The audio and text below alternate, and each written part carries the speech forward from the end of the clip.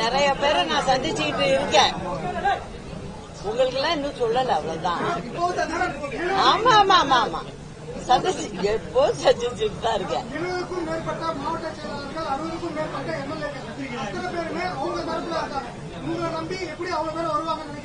நீங்க பாக்க தானங்க போறீங்க, பாருங்க, ஆட்சி அமைக்கிறத பாருங்க, இது எல்லாமே நீங்க பாக்க தானே போறீங்க.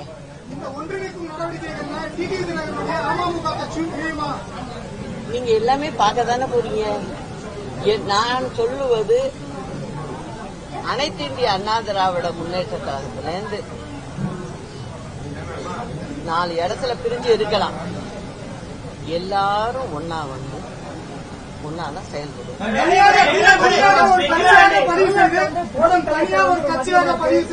தமிழ்நாட்டில் போதை கலாச்சாரம் அதிகமா இருக்கு, இளைஞர்கள் எப்படி பாக்குறீங்க? அதாவது இப்ப எப்படி இருக்குன்னா, 1 கிலோ 2 கிலோ அப்படின்னு போதைப் பொருள் எல்லாம் எடுத்துட்டு போனாங்க. இப்போ இந்த அரசாங்கம் வந்து 4வது வருடத்துல இருக்கு. அதனால இப்ப எப்படி வருதுன்னா 3000 கிலோ 4000 கிலோ 5000 கிலோன்னு எடுத்துட்டு போயிட்டு இருக்காங்க. இதுக்கு வந்து அரசாங்கம் உறுதுணையா இருக்கிற மாதிரி தான் எனக்கு தெரியுது. பாஜக தான் ஒரு நிரந்தர எதிர்கட்சியா சொல்லி பேசிட்டு வராங்க. தற்போது அதிமுக போட்டியிடல, அவங்க சொல்றது சரியா அப்படின்றது உறுதிப்படுத்துற மாதிரி தானே இருக்கு. தனிப்பட்ட ஒருத்தங்களுடைய செய்தியை வச்சு நம்ம எதுவுமே கணிக்க முடியாது. எப்போதுமே மக்கள் என்ன முடிவு பண்றாங்கன்னு தான் பார்க்கணும். இடைத்தேர்தல் புறக்கணிப்புங்கிறது இந்த நேரத்துல சரியில்லைதான்.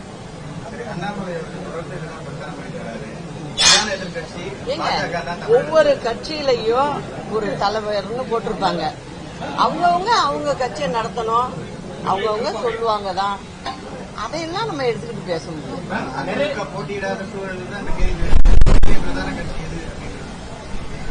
பிரதான கட்சின்னா அனைத்து இந்திய அண்ணா திராவிட முன்னேற்ற கழகம் தான். அவங்க நிக்கலேன்னு சொன்னது பெரிய தவறு தான்.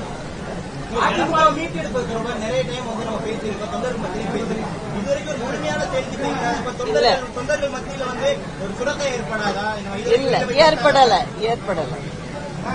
இப்ப இல்ல தொண்டர்கள் மீண்டு வருவாங்கங்கறதில்ல, இருக்காங்க தொண்டர்கள். அதனால அதுல ஒண்ணு அதிமுக சைடுன்னு நீங்க தான் பிரிச்சு பேசுறீங்க. அந்த மாதிரி ஒரு நிலைமை இல்ல. தேர்தல் கூட்டணி அமைச்சிருக்காங்க இல்லையா, தேர்தல் கூட்டணியில பாஜகவை விட்டு பிரிந்து வந்து களம் காண்பது என்பது சரியான ஒரு முடிவு நினைக்கிறீங்களா? இந்த தேர்தல் முடிவுகளை வந்து எதிர்பார்க்க நீங்க எந்த பத்திரிக்கை? நீங்க எந்த பத்திரிக்கை? நாடாளுமன்ற தேர்தல் முடிவுகள் நீங்க எந்த பத்திரிக்கை? Sun TV. மக்கள் பிரச்சனை எல்லாம் எதுவும் போட மாட்டீங்களோ? இல்ல மக்கள் பிரச்சனை எதுவுமே பேச மாட்டீங்களா சன் டிவில? மக்கள் பிரச்சனையே பேச மாட்டீங்களான்னு கேக்குறேன்.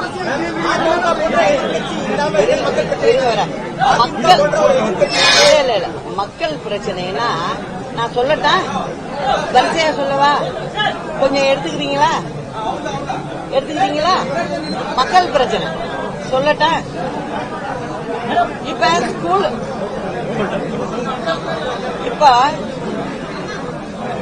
ஸ்கூல் முடிஞ்சிருக்கு, இப்ப ஆரம்பிக்க போறாங்க. இப்போ திமுக அரசாங்கம் வந்து 4வது வருஷம், திமுக அரசாங்கம் வந்து இப்போ 4வது வருஷம் இல்லையா நடக்குதுல்ல? 4வது வருடம் நடக்குது. பள்ளி குழந்தைகளுக்கு அம்மா காலத்துல 11 வகையான பொருள்கள் கொடுக்கப்பட்டது. அதுல ஒண்ணு வந்து, அதாவது 8ஆம் கிளாஸ் வரைக்கும் சில பொருள்கள் கொடுப்பாங்க. 10th முடிச்சு 11th போகும்போது மடிக்கணினி கொடுப்பாங்க. திமுக வந்து 3 வருஷம் முடிஞ்சு 4வது வருடத்துல இப்ப இருக்கு. மடிக்கணினி கொடுத்திருக்கா? கொடுக்கல. ஏன் கொடுக்கலங்கிறது என்னோட கேள்வி. அது சம்பந்தப்பட்ட கல்வி அமைச்சர் 3 ஆண்டு காலமா என்ன சொல்லிட்டு இருக்காரு? நாங்க மடிக்கணினி கொடுக்கறதா அல்லது டேப் கொடுக்கறதா அப்படின்னு சொல்லிட்டு இருக்காரு. 4 வருடம் ஆயும் இன்னும் முடிவெடுக்கல அவங்க. அப்போ இந்த 4 வருட காலத்துல படிச்சு வெளியில போன பையங்க, பெண்கள், இவங்களுக்கு மடிக்கணினியே கொடுக்கப்படல. அதுவே கிட்டத்தட்ட 20 லட்சம் இளைஞர்கள் இருப்பாங்க. அதுல இவங்க ஆண்ட வருஷங்களை நான் சொல்றேன். என்ன பண்ணிட்டு இருக்கு அரசாங்கம்? என்ன பண்ணிட்டு இருக்குன்னு நான் கேக்குறேன். அரசாங்கம் பிள்ளை, நீங்க பல அறிவிப்புகளை கொடுத்து ஆட்சிக்கு வந்தீங்க. மடிக்கணினி கொடுத்தீங்களா? என்னோட கேள்விக்கு பதில் வேணும். 4 வருடமாக நீங்க மடிக்கணினி கொடுக்கலாமா அல்லது டேப் கொடுக்கலாமா அப்படின்னு நீங்க யோசிச்சுட்டு இருக்கீங்க. உங்க வீட்டு பிள்ளைங்க காஸ்ட்லியான மடிக்கணினி வச்சிருக்கோம், டேப் வச்சிருக்கோம், 2 சேர்த்து கூட வச்சிருக்கோம். ஆனா ஏழை எளிய வீட்டு பிள்ளைகளுக்கு அந்த மடிக்கணினி கொடுக்காததுனால எவ்வளவு பிரச்சனைகள் தெரியுமா? அதுங்களுக்கு அதை ஆபரேட் பண்ண தெரியாது. 11ஆம் கிளாஸ்ல அந்த புள்ள கத்துக்கிட்டு இருக்கோம். 2 வருஷம் அனுபவம் அதுக்கு கிடைச்சிருக்கும். அந்த அனுபவம் அந்த குழந்தைகளுக்கு கிடைச்சதா? இல்ல. நீங்க என்னையா ஆட்சி பண்றீங்க? அதே மாதிரி யூனிஃபார்ம் பிள்ளைங்களுக்கு விலை இல்லாம கொடுக்கிற யூனிஃபார்மா இருக்கட்டும், பாட புத்தகங்களாகட்டும், இது எதுவுமே சரிவர கொடுக்கல இந்த அரசாங்கம். கிட்டத்தட்ட ஒரு ஆண்டு முடிஞ்சு டிசம்பர் மாசத்துக்கிட்ட வர்றப்ப இவங்க என்ன பண்றாங்க? அப்பதான் ஒரு யூனிஃபார்ம் கொடுக்கறாங்க. அம்மா இருந்தப்போ ஒவ்வொரு குழந்தைக்கும் 4 செட்டு, 4 நம்பர் கொடுப்பாங்க. இப்ப 1 கொடுக்கறதுக்கு தரீனத்தான் போடுது இந்த அரசாங்கம். கொடுக்குதா? அடுத்தது 4500 கோடி பஸ்ஸுக்குன்னு ஒதுக்கின பணம் அப்படியே இருக்கு. எத்தனை வருஷமா இருக்கு? 4 ஆண்டு காலமா இருக்கு.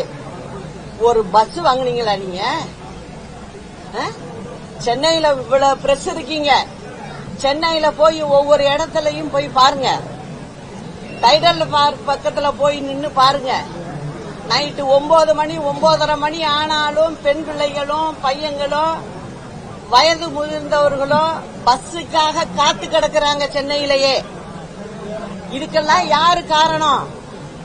இந்த அரசாங்கம் தான் காரணம். திமுக அரசு தான் காரணம். ஏன் நீங்க பஸ் வாங்கல?